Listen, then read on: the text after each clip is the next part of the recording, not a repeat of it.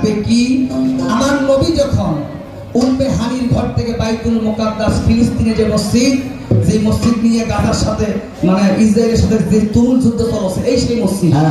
এই মসজিদ থেকে নবীজি যখন প্রথম আসমানে উঠলেন, তা কোনো রপ রপ করে উঠে নাই, বোরাকের মধ্যে উঠে নাই। কথা বলেন, নবীজি প্রথম এই ফিলিস্তিন মসজিদ থেকে বাইতুল আকসা থেকে যখন প্রথম আসমানে উঠলেন, রপ রপের মধ্য দিয়ে উঠে নাই, বোরাকের মধ্য দিয়ে উঠে নাই, উঠেছিলেন কিসের মাধ্যমে প্রথম আসমানে?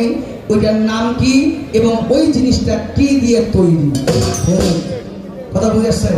প্রথম আসমান, হ্যাঁ, ফিলিস্তিনের মসজিদ বাইতুল মুকাদ্দাস থেকে প্রথম আসমানে উঠলেন, রব রবের দ্বারা উঠে নাই, বোরাকের দ্বারাও ওঠে নাই।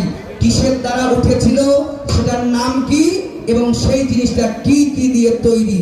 এবং প্রথম আসমানে উঠে আমার নবীজি একটি সাগর দেখতে পাইলেন, যে সাগরটা নিচের দিকে পৃথিবীর দিকে ঝুলে আছে। সেই সাগরের নাম কি এবং সাগরের পানির রংটা কি?